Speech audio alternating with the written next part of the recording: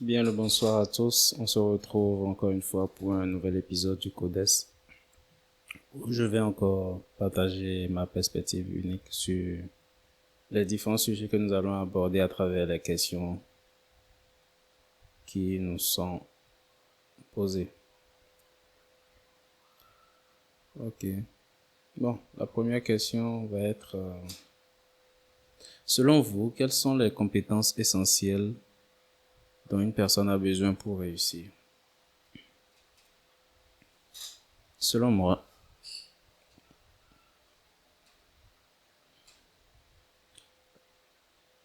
la première en tête de liste va être la communication. Savoir communiquer. Savoir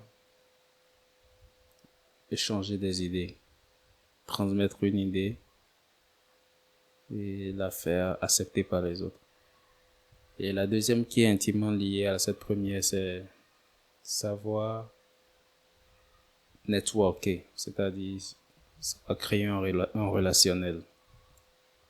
Parce que justement pour réussir dans le monde et dans les affaires, vous devez pouvoir vous entourer, vous devez savoir networker et ensuite savoir communiquer avec les différentes personnes avec qui vous vous êtes mis en relation. C'est totalement essentiel. Vous allez comprendre éventuellement que le principe, c'est sur le même concept qu'est positionné, au fait, la plateforme LinkedIn. La première chose, c'est que lorsque vous vous inscrivez, vous êtes sur la plateforme LinkedIn. Qu'est-ce que vous faites? Vous networkez, au fait. Et le fait que vous soyez en relation avec une personne, on vous montre à quel degré vous êtes en relation à telle autre personne, etc. Et la deuxième chose, éventuellement, supposons que ce profil, c'est pour vous faire de la visibilité pour une position ou autre chose. Bon, généralement, pour une position, puisque c'est une plateforme professionnelle. Ce qui va se passer, c'est quoi? La première chose que vous avez fait, c'est networker et vous avez eu des propositions, etc. Et parce que vous avez présenté aussi, voilà, votre curé, votre parcours sur la plateforme. Mais la deuxième chose, vous allez devoir communiquer au fait ce que vous savez faire. Ça va être éventuellement en présentiel ou bien par vidéoconférence. Lorsque par exemple quelqu'un va être intéressé par votre profil, etc. Vous devez pouvoir communiquer au fait ce que vous savez faire et faut vendre. Ça va vous faire vendre. Donc, ça va se faire vendre pour réussir dans les affaires, dans la vie. Ça va vendre tout court. Ça va vendre n'importe quoi à n'importe qui. Point. Je pense que c'est un bon résumé de la chose.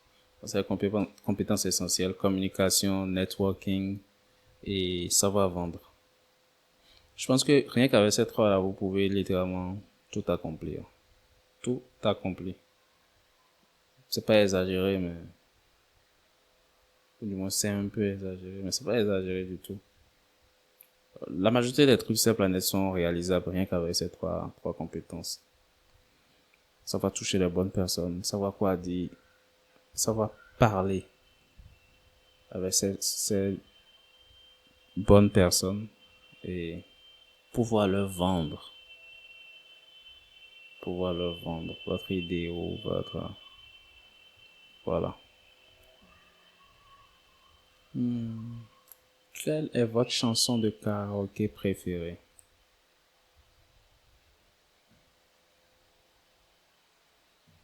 Je ne fais pas du karaoké, donc je n'ai pas de chanson préférée au karaoké.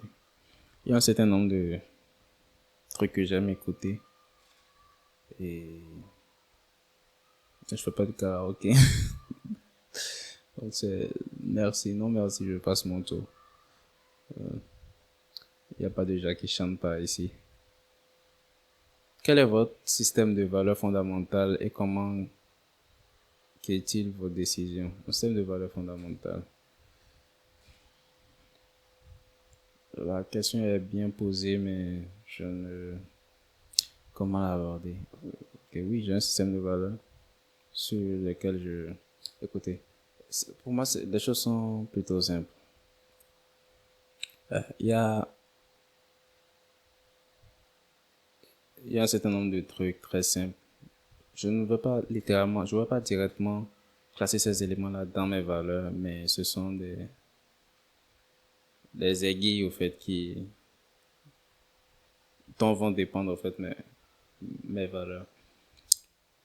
La première idée que la plupart des gens connaissent, c'est la règle d'or, qui est ne fais pas autre ce que tu ne voudrais pas que l'on te fasse. Au fait. Alors, c'est la règle d'or. Et la deuxième,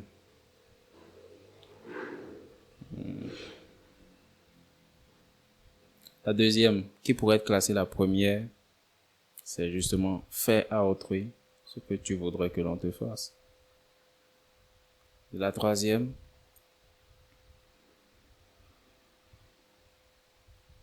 comment je vais la formuler? En fait, c'est essentiellement s'en tenir aux faits. De façon générale, s'en tenir aux faits. C'est-à-dire, généralement, les trucs que je vais faire vont être fonction de... Je vais éviter de m'impliquer émotionnellement, en fait. Parce que à partir de ce moment, ça laisse libre cours à toute forme de déviance en termes de décisions erronées, etc. Et donc, même quand vous avez des valeurs en place, de corrompre vos valeurs ou faire que les valeurs ne vont pas, vous n'allez pas vraiment être dans l'application de vos valeurs, en fait. Lorsque ce concept-là n'est pas clair. S'en tenir au fait. S'en tenir au fait, c'est donc ne pas s'impliquer, généralement émotionnellement. C'est généralement ne pas prendre parti pour quelqu'un. Vous voyez un peu, donc ça vous évite d'avoir à faire du faux, etc. N'importe quelle valeur qui va décoller de cette idée-là, en fait, ce simple concept va permettre à beaucoup de valeurs, en fait, de honnêteté, intégrité, etc. Être direct, être vrai avec les gens. Beaucoup de choses vont découler, au fait, de cette idée-là, en fait. Et quand je dis ne faites pas ce que vous ne voudrez pas que l'on vous fasse, la règle d'or, beaucoup de trucs vont découler de cela. Et faites à autrui ce que vous voudrez que l'on vous fasse. Beaucoup de valeurs, en fait, vont découler de cela aussi. Parce que, fondamentalement, le tour va tourner dans cela. Bien entendu, il y a un certain nombre d'autres éléments, en fait, d'accord, qui vont constituer, en fait, les amorces pour les valeurs, pour le système de valeurs que j'ai, mais fondamentalement, disons que ça va tourner dans ces trois gros points pour ne pas faire disperser. Et je pense que c'est largement suffisant. C'est largement suffisant pour vous.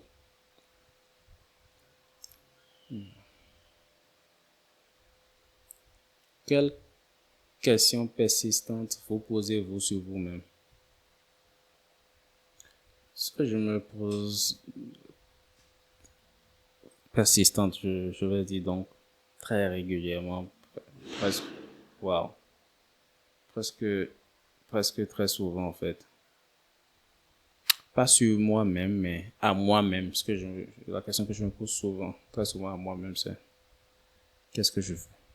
Qu'est-ce que je veux? Et généralement, en fait, je me pose cette question dès que je remarque que je suis plus très focus, d'accord, soit sur l'instant ou soit sur la vision, ce que je veux, ou lorsque, à un moment donné, l'individu veut se laisser aller à des champs de pensée négatifs, etc. La façon pour moi de me recentrer, c'est de me demander, ok, qu'est-ce que je veux? Je me rappelle ce que je veux. Ça me permet de revenir, en fait, non seulement dans l'instant, mais dans la vision, en fait, de, de ce que je veux. Donc, ça me rappelle mon objectif et c'est une question que je vais me poser. C'est la question que je me pose littéralement le plus. Pas que je me la pose à chaque instant, parce que le besoin n'est pas là de le faire ainsi, mais le fait est que de tout ce que, de toutes les questions que je peux bien me poser, etc., c'est celle que je vais me poser le plus souvent, en fait. Et c'est ok. Quand je dis c'est ok, c'est pour dire que ça me marche, en fait. Ça me permet de me de me centrer, de me ramener, au fait, dans la vision réelle, au fait. Ça me permet de mettre de la clarté, au fait, dans mon esprit. Bien.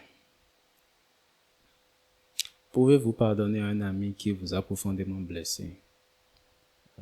Je ne sais pas si la compréhension de l'entendement de profondément blessé tel qu'il est demandé est celui que j'ai. Je suppose que c'est genre quelque chose de... Parce que la personne a vraiment merdé, quoi, big time. Ouais. Il y a une personne avec qui j'étais en interaction. On n'était pas particulièrement proches, donc je peux pas dire que c'est euh, euh, une amie. C'était pas une amie, mais c'était une personne. Le genre de personne que tu as vu grandir et donc tu te veux bienveillant vis-à-vis de cette personne. Là, c'était retrouvé dans une situation donnée et naturellement, en fait, elle a demandé assistance et bon, disons que j'ai mis de côté certaines de mes priorités pour lui porter assistance.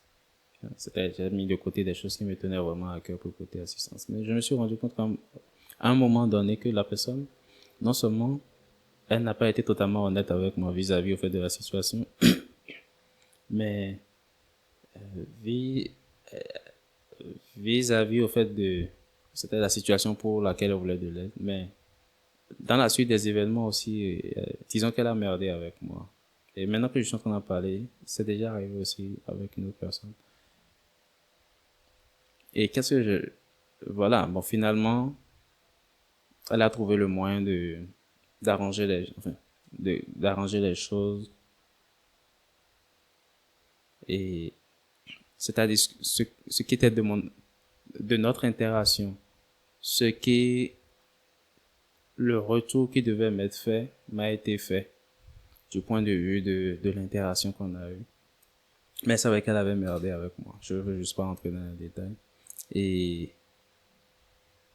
elle s'excusait de, voilà, d'avoir fait ci, d'avoir fait ça. Et je voulais juste écrire deux phrases. Excuse accepted. Trust denied.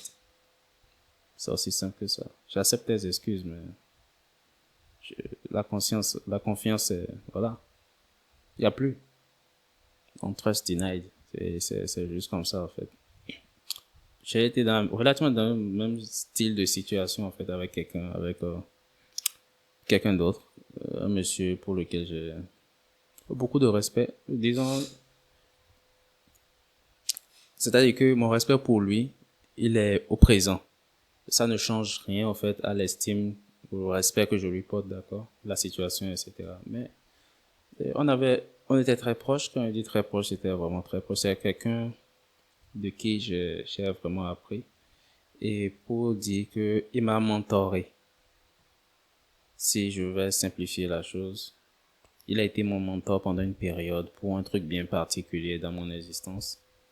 Et on a voyagé assez souvent ensemble. On a vraiment passé pas mal de temps ensemble. C'était assez intéressant, en fait, le temps qu'on a collaboré ensemble et où, en réalité, où il m'a plus donné que, que je ne l'ai fait. Mais on a eu une situation bien particulière où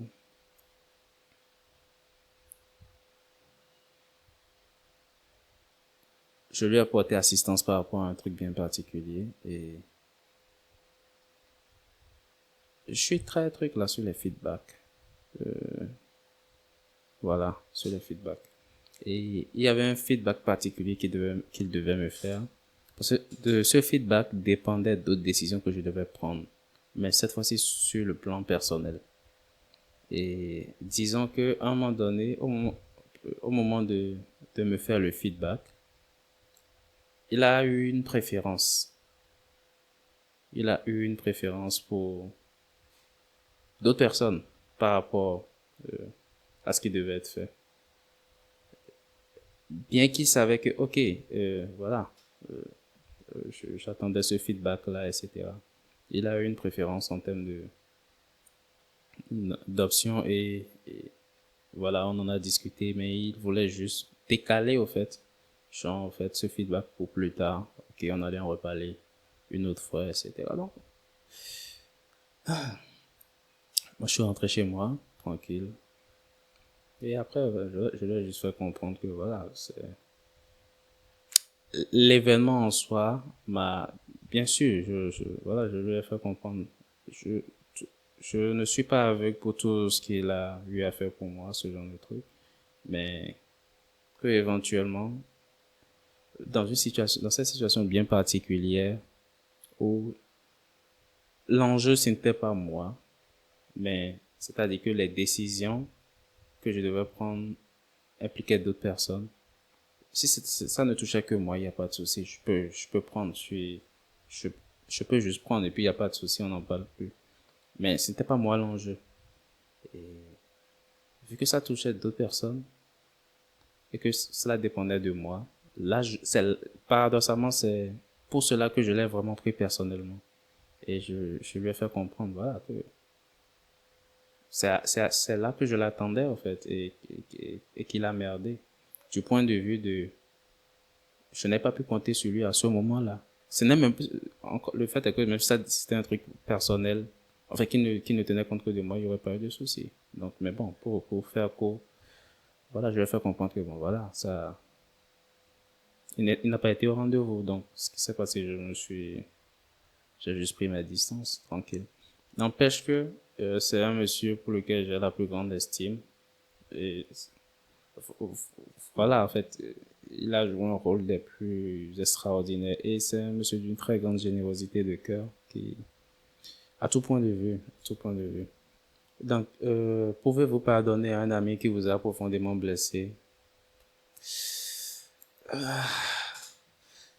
Je vous laisse décider. Quelle est votre définition de l'amour et comment se manifeste-t-il dans votre vie? Je vois qu'on m'a déjà dit que je n'avais pas de cœur. Et non, ce n'est pas ce genre de schéma de personne qui me l'a dit.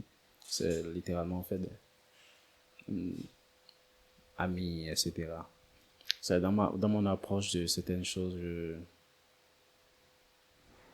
c'est- pour, pour rester concentré sur la question, je n'ai pas de définition particulière de l'amour, sauf celle qui s'accorderait à dire que l'amour, pour moi, c'est juste de l'appréciation.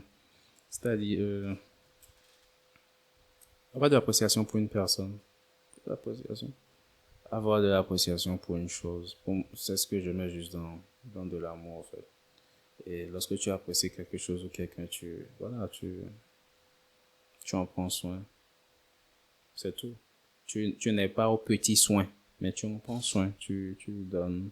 Tu ne donnes pas de l'attention, mais tu fais preuve d'attention.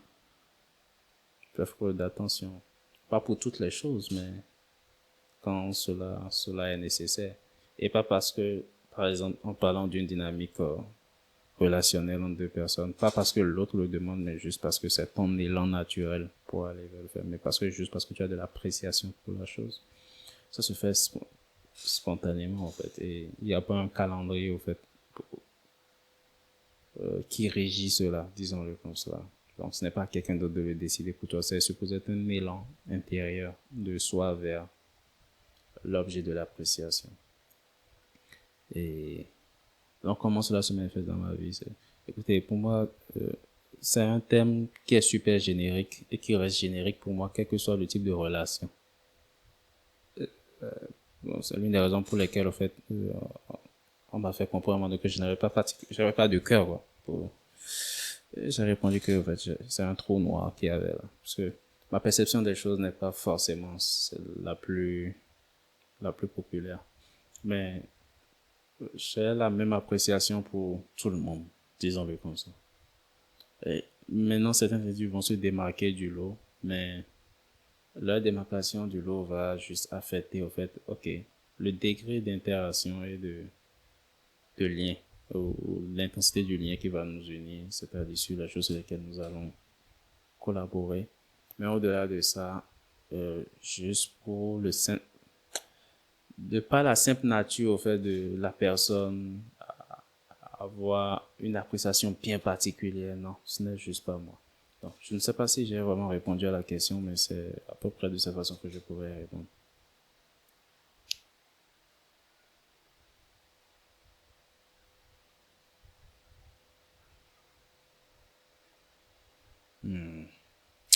Imaginez, imaginez que vous êtes sur votre lit de mort.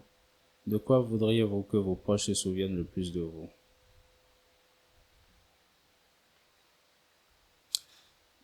Je crois que je vais réserver cette question pour plus tard. Juste pour me donner le temps de vraiment penser la chose. De vraiment penser la chose. Parce qu'en règle générale, bon, je le dis comme ça parce que en fait, ta question est bien précise. Comment je voudrais qu'on se souvienne de moi? Et c'est un exercice que je voudrais faire d'abord par moi-même, pour moi-même, avant de le partager. Que signifie pour vous le pardon? Le pardon, quelqu'un l'a défini pour moi un jour comme étant le fait de donner par amour. Et c'est un don de soi par amour. C'est un lâcher prise par amour. C'est une acceptation par amour. Bien sûr, ça peut contredire, en fait, ou ça peut aller un peu relativement dans le sens contraire de ce que je disais plutôt par rapport à la notion de l'amour, mais pas vraiment, puisque l'amour, c'est de l'appréciation. Et donc, du coup, pardonner, c'est lâcher prise, en fait, sur certaines choses. Quoique pardonner, ce n'est pas faire preuve de rigueur. Il n'y a aucun rapport entre les deux. Ce n'est pas faire preuve de, ce n'est pas ne pas dépendre de ses valeurs, par exemple. Et cette approche de la façon dont je suis en train de répondre n'est pas celle que j'ai l'habitude d'adopter. Généralement, je ne vais pas répondre à une chose en disant ce qu'elle n'est pas. Je vais littéralement dire ce qu'elle est. Donc, c'est, ok. Donc, je vais essayer de rester dans le même canevas. Ce que signifie le pardon. C'est donner par amour. Donner par amour. Mais la charité bien ordonnée commence par soi-même. Donc, je suis fidèle d'abord à moi-même. D'abord à moi-même. Et donc, de ce point de vue, toujours pour rester dans la même dynamique, c'est comme quelqu'un qui me disait une fois que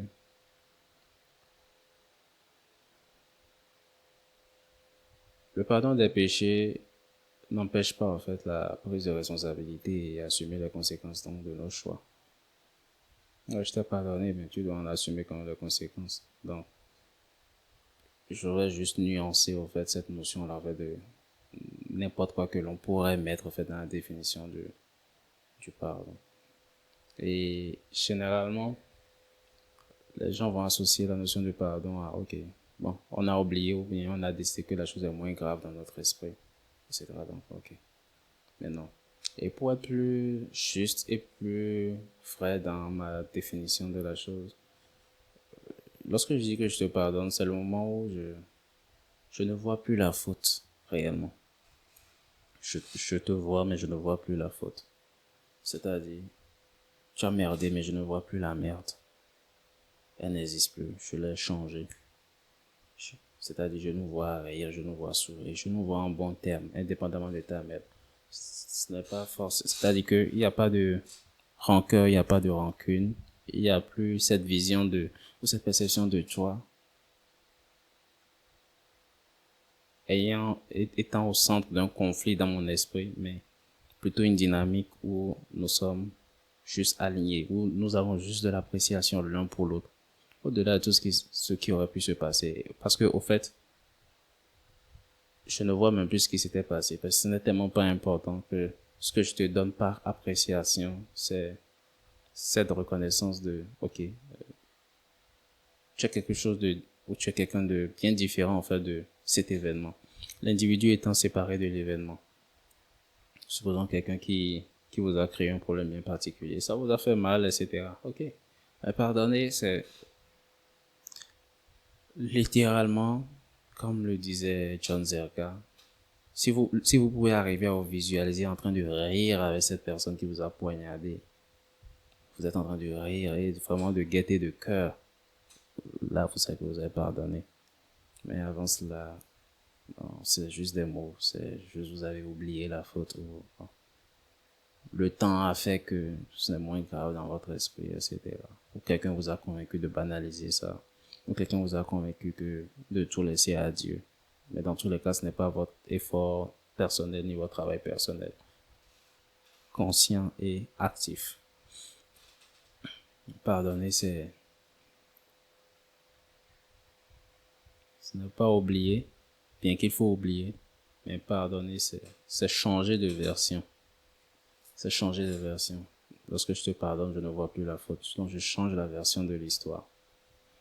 Il y a dans la Bible pour moi, personnellement, c'est mon histoire préférée de la Bible. C'est l'histoire qui a le plus de sens pour moi et qui est pour moi la plus, c'est-à-dire dans l'histoire, ce qui se passe dans l'histoire, c'est la plus grande démonstration d'amour de toute l'histoire de la Bible pour moi. C'est-à-dire en termes d'histoire racontée. C'est la plus grande démonstration d'amour écrite. Et je ne vois pas un autre bouquin qui l'aurait mieux écrit, au fait. C'est une parabole du monsieur dont le maître devait venir et à qui il y avait des serviteurs les serviteurs devaient à son maître, des serviteurs ou en tout cas d'autres personnes qui devaient à son maître. Et le truc c'est que euh, sachant que son maître vient, il se rapprochait de chacun des serviteurs et il te demande, ok, combien tu dois à mon maître? Si tu dis 10 talents, il efface ta note, il t'écrit 5 talents. Il se rapproche de l'autre, il demande combien tu dois à mon maître? 4 talents, il efface les 4, il écrit 2 talents. Tu dois combien à mon maître? 2 talents, il efface 2, il écrit 1 talent. Tu dois combien à mon maître? 20 talents, il efface 20, il écrit 10. C'est... Je ne m'attends pas à ce que tout le monde ait la même perception en fait de l'histoire que moi, mais pour moi, il y a pas plus grande démonstration d'amour. Et ça rentre littéralement dans la définition du pardon. J'efface ta note et j'écris une nouvelle note. Je change la version. Une version où j'ai fait preuve de, disons, miséricorde. C'est pas vraiment de miséricorde, c'est littéralement du pardon. Donc, j'efface ta faute. J'efface ta peine. J'efface ce qui cause de la peine pour toi et pour mon maître. On dirait, oui, il a triché. Ce n'est pas un serviteur loyal. Ben, avant d'être dans cette réflexion, assurez-vous de lire le passage et de vous rendre compte que, en fait, il a été cité dans la parabole comme l'exemple à suivre. Si c'est l'exemple à suivre, j'en ai que faire de n'importe quelle forme de jugement, d'accord, qui viendrait avec. Parce que, en fait, ne pas s'attarder sur la forme des événements, mais sur le fond. Ce n'est que de l'amour. C'est de la générosité du cœur. C'est que de la générosité. J'efface ta faute. Je ne veux plus voir ta faute. Je veux te voir noble. Je ne te vois plus pauvre. Je te vois riche. Je ne te vois pas faible. Je te vois fort. Il y a un passage dans l'Ancien Testament. Je ne sais plus c'est qui, où c'est écrit. Let the weak say I am strong. Que le faible dise je suis fort. Ou laissez le faible dire je suis fort. C'est littéralement pareil. J'efface l'ancienne version de toi, ce que tu devais à mon maître. J'écris le nouveau montant qui te rend bien plus honorable. Ceci est le pardon. Et lorsque le faible dit je suis fort, c'est le début du pardon de soi. On arrête de se voir. Parce que généralement, lorsque les gens veulent demander pardon, justement dans leur prière, c'est quoi? Ils demandent à Dieu de ne plus regarder leurs fautes. Mais comment est-ce que je peux ne pas regarder, ne plus, si je t'ai pardonné, comment est-ce que je peux te pardonner si à chaque fois que je vois toujours la faute? C'est-à-dire, chaque fois que je te vois, ça me rappelle la faute. Non. Comment est-ce que je peux être appréciatif de toi si je ne me dis pas que bon, c'est un bon enfant? C'est-à-dire que la vision de toi que j'ai ne tient pas compte de la faute, efface la faute. C'est-à-dire, elle rend caduque au fait la faute à mes yeux. La faute est inexistante à mes yeux. Elle est inexistante à mes yeux. Pas que j'ai oublié, mais c'est tellement insignifiant à mes yeux que ça n'a même plus de raison de peser. Ça ne pèse plus dans ma balance, en fait. Un peu comme chez les Égyptiens. Ce qui va peser le plus, la plume va peser plus que ton cœur. Ton cœur est léger. C'est-à-dire que dans ce contexte, la faute est changée.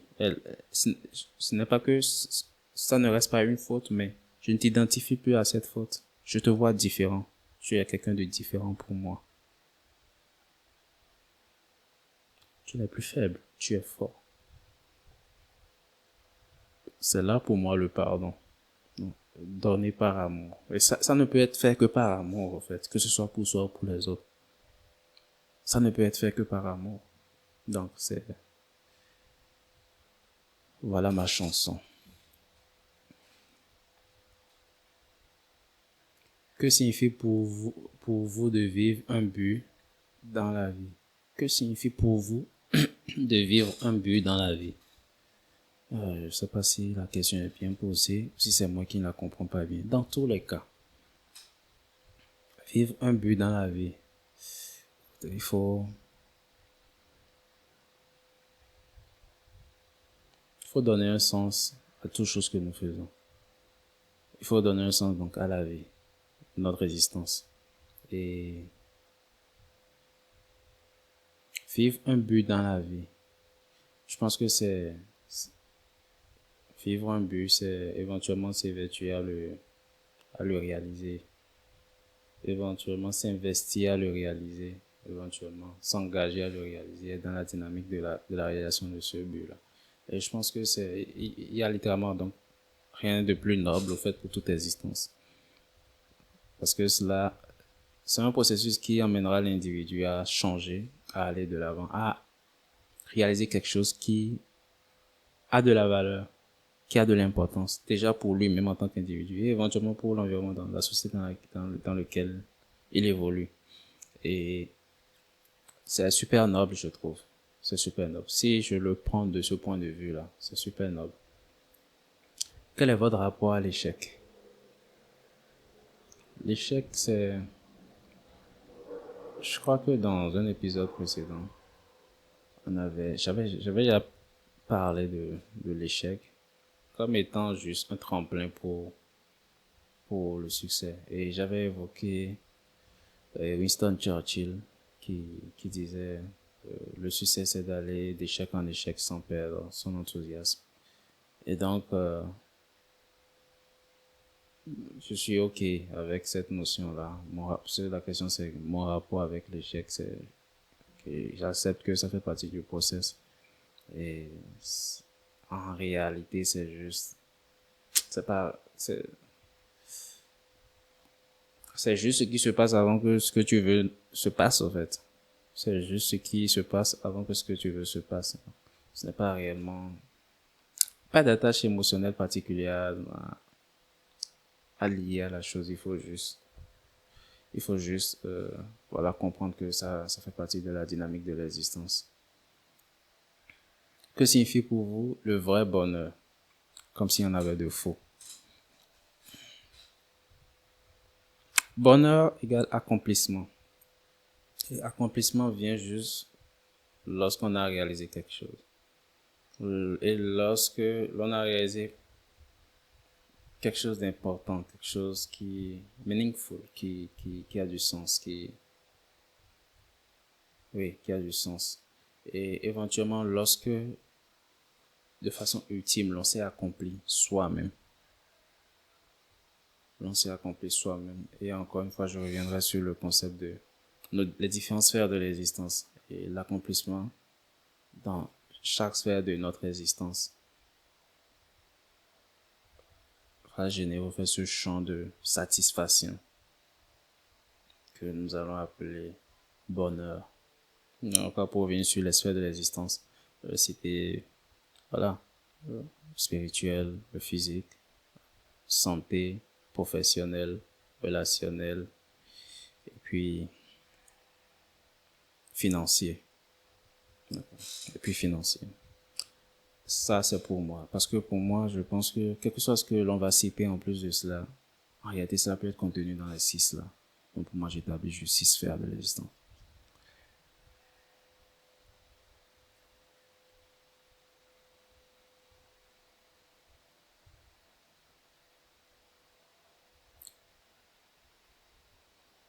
Bien, bien, bien, bien.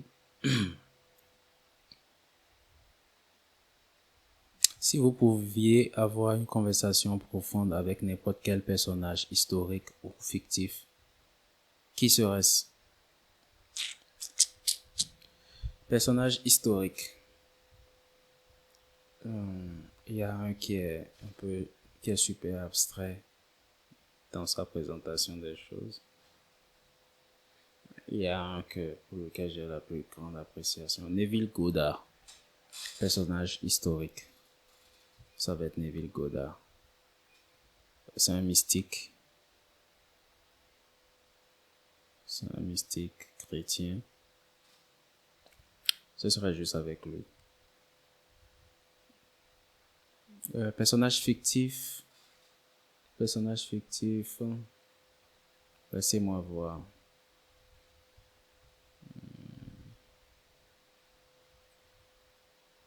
Personnage fictif. Conversation profonde.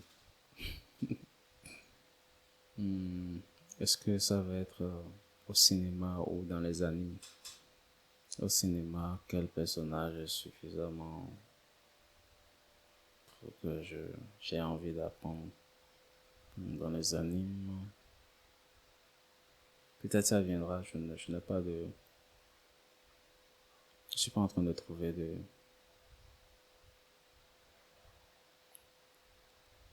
je suis pas en train de trouver de personnages à l'instant. Mais définitivement, historiquement, Neville Goddard. Je m'attends pas à ce que la plupart des gens le connaissent, à moins que vous recherchiez au fait ces trucs. C'est voilà, des trucs sur lui. Et éventuellement, disons que juste après lui, juste après la Bible, je place ce bouquin. Juste après la Bible, dans mon classement personnel. Si vous aviez de la chance d'explorer l'espace ou l'océan, lequel choisirez-vous? Je dirais définitivement l'espace. Les deux sont super trucs là, mais je pense l'espace. Oui, l'espace. Le potentiel est infini là-bas. Définitivement l'espace.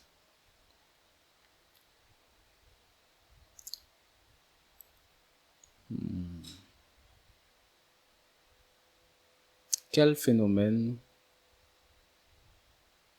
quel mystère ou phénomène aimeriez-vous résoudre ou comprendre? Un mystère que j'aimerais résoudre ou comprendre. Franchement, je ne pense à... Il n'y a rien qui me vient à l'esprit. Et que j'aimerais résoudre ou comprendre. Qu'est-ce que j'aimerais comprendre? Sans... Sans truc là. Bon, personnellement, je ne... Il n'y a pas un truc particulier que j'aimerais résoudre ou que j'aimerais comprendre actuellement. Rien ne me vient à l'esprit. Ok. Quel est l'endroit le plus intéressant que vous n'avez jamais visité ou que vous vouliez visiter et que vous voulez visiter? Définitivement, les plus belles images de cette planète. Quand j'ai les plus belles images de cette planète, enfin les plus beaux endroits de cette planète pour moi. Et ça inclut le paysage de la Suisse, dans à Zermatt. Ouais, dans les Alpes là-bas. C'est juste majestueux, si vous voyez ces montagnes. Ce sont des géants. Ce sont des géants, ce sont des colosses. Et majestueux, c'est le silence qui va avec. La grandeur, la noblesse, le silence qui va avec. Ça m'inspire, c'est profond pour moi, et ce qui est extraordinaire quand on regarde en bas de tout autour, en fait. Bien sûr, il y a des zones, c'est totalement enneigé, mais il y a certains où il y a des villages autour. Je crois à Zermatt, il doit y avoir un village. De la verdure, c'est juste fabuleux. C'est fantastique.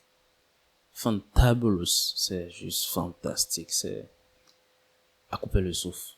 Et il y a de ce genre d'endroits un peu partout sur la planète. Et avec des, non, c'est,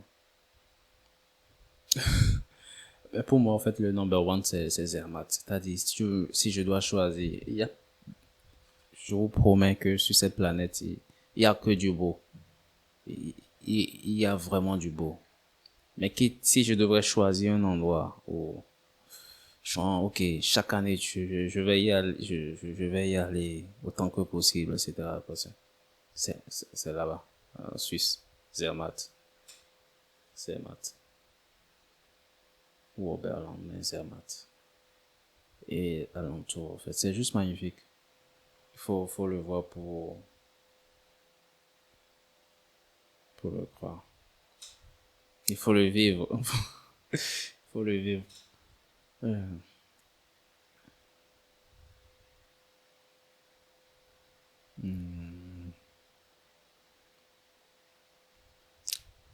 c'est quoi la question? Quel est le livre, le film qui a profondément changé votre perspective du monde? Non, un film. Je vais dire un film qui a changé ma perspective du monde. La trilogie de la Matrice, pas le quatrième. La trilogie de la Matrice. Ça a créé quelque chose dans mon esprit. Quelque chose de très vrai. Quelque chose que différents événements de mon existence ont, disons, confirmé dans la trilogie de la Matrice. Et en termes de bouquins, profondément changé ma perspective de la vie. Bon, je crois que j'ai déjà évoqué un peu. Non, j'avais parlé, en fait, ceux qui m'ont vraiment marqué. Mais ces deux-là, j'avais évoqué, je crois que c'était dans un épisode précédent, euh, le bouquin de l'alchimiste et puis le Petit Prince. Cela, oui, ce sont des bouquins qui ont profondément changé ma perspective, en fait, de l'existence. Mais pas que eux. En réalité, pour être honnête, pour cette question-là, la réponse appropriée, la première réponse appropriée devrait être ou est les bouquins de Neville Goddard. Tous les bouquins de Neville Goddard ont changé ma perspective et mon approche de l'existence. Si vous pouviez être témoin d'un événement historique, lequel choisirez-vous? Pour être honnête, il n'y a pas un événement particulier qui me donne envie de le vivre. Quoi? Quel événement particulier? Peut-être le truc qui serait super top. Vous voyez ce genre de truc où c'est sur un champ de bataille, d'accord?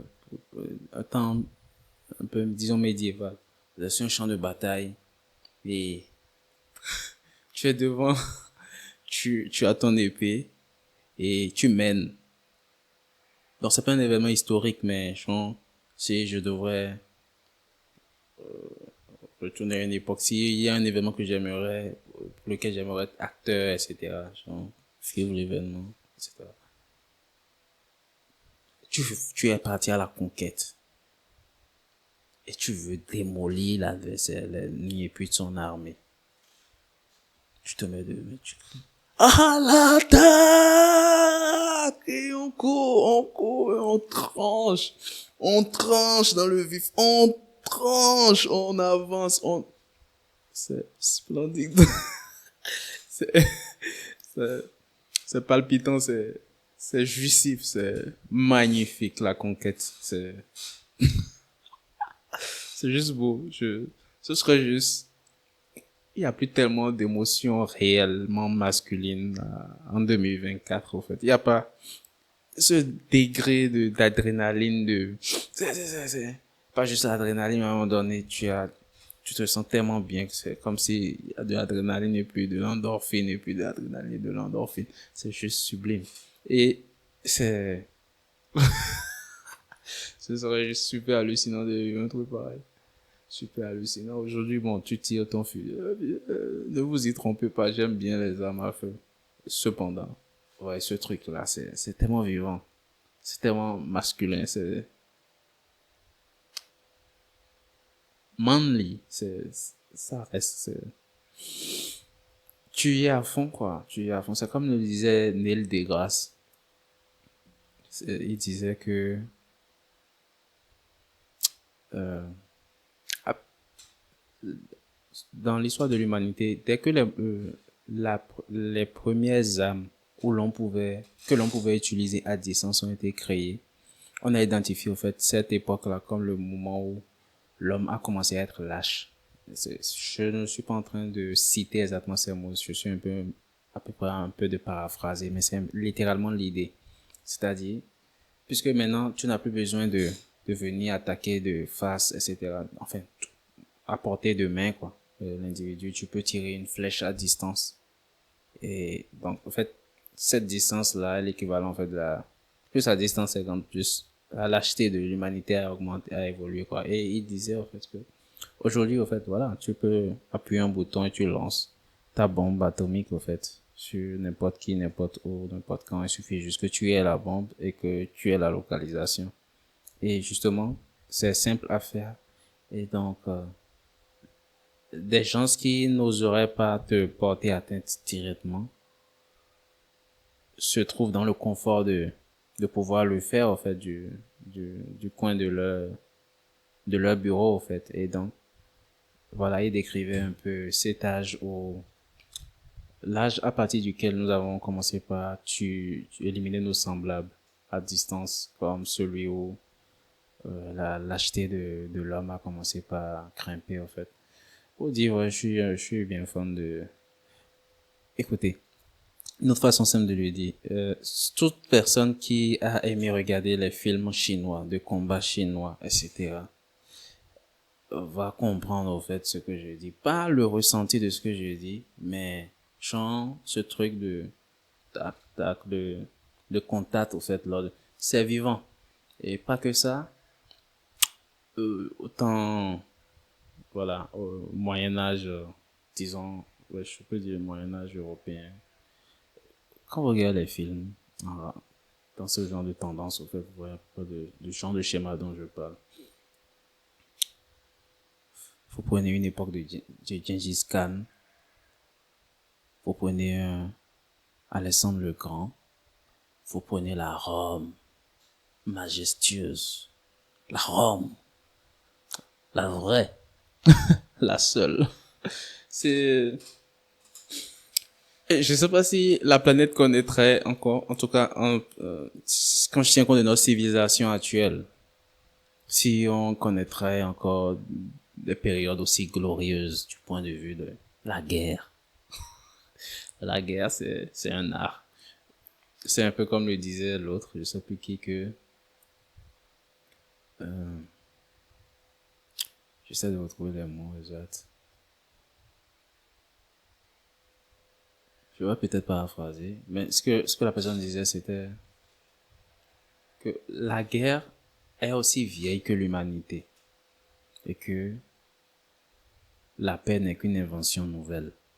Et ça a du sens parce que nous avons connu littéralement, durant toute l'histoire connue de l'humanité en tout cas, plus de temps de guerre que de périodes réelles de paix en fait. C'est-à-dire que les périodes réelles de paix ne font pas faire 20% en fait, peut-être même pas 10% du temps que nous avons passé sur cette planète. C'est-à-dire que Nous sommes des êtres, c'est notre culture, la guerre. Un peu comme le disent les Spartiates dans le film 300.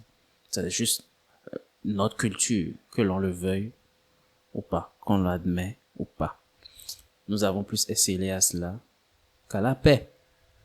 Et la diplomatie qui arrange la chose de nos jours, au fait, qui fait que, en fait, il n'y a pas de conflit réel. Et disons que le commerce, en griffe, quand je dis commerce, c'est pour tout ce qui est le monde de finance, les interactions, d'accord, les échanges entre les différents pays, du point de vue. C'est plus une dynamique commerciale qui fait que, en fait, il y a plus réellement d'intérêt à avoir certaines formes de conflit. Et pour dire vrai aussi, bon, il y a plus vraiment beaucoup d'endroits à conquérir. Il y a tout transformé en pays, donc c'est plus pareil, quoi. Ouais. Mais dans tous les cas, c'est juste magnifique ce truc-là, d'être devant 5 000, 10 000, 20 000, 100 000 soldats. Et ton arme. Tout le monde n'attend que toi. Tu brandis ton épée. Oh. Ah là, c'est juste sublime. Ben, l'équivalent en mer, c'est pas très fameux. Pas très fameux. Je n'aurais pas kiffé être pirate, disons-le comme cela. Je suis un peu en train de digresser de la question, même si je suis en train de répondre à la question. Feu à volonté, si ça coule de foutu. C'est juste beau en anime, la vie de piraterie pour moi, mais dans les faits, ça devrait être super déprimant et de toute façon, les pirates n'ont jamais eu, je crois que l'ère de la piraterie, aucun pirate n'a jamais vraiment fait plus de 5 ans en mer, je crois. Toute l'ère de la piraterie.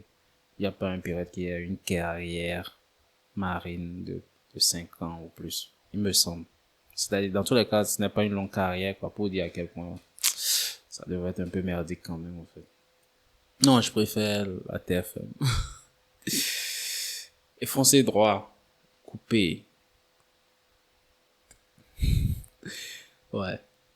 C'était fabuleux comme époque, sûrement. Très fabuleux. Palpitant. Ok, j'en étais où là? Donc ça, c'est ma réponse à... Pas témoin d'un événement historique, mais si je devais vivre un genre d'événement historique. Conquête d'Alexandre, la conquête spartiate, la conquête de Gengis Khan, ça, est plus violente. Pas à cause de la violence que je suis en train de voir la chose, mais c'est super actif, c'est proactif, il y a quelque chose il y a un but, il y a une cause, il y a quelque chose à accomplir, il y a quelque chose à conquérir, il y a quelque chose à réaliser, quelque chose de palpable, de plus grand que soi, quelque chose qui va traverser le temps et dont Dumas serait en train de parler en 2024, bien que ça s'est passé il y a plus de 2000 ans, plus de 2024 ans. Je vous parle de quelque chose de cette ampleur, pour la plupart des cas. Bien, et je pense pas finir en fait sur une meilleure note que celle-là, quoi. À l'attaque! Allez, bonne soirée à tous.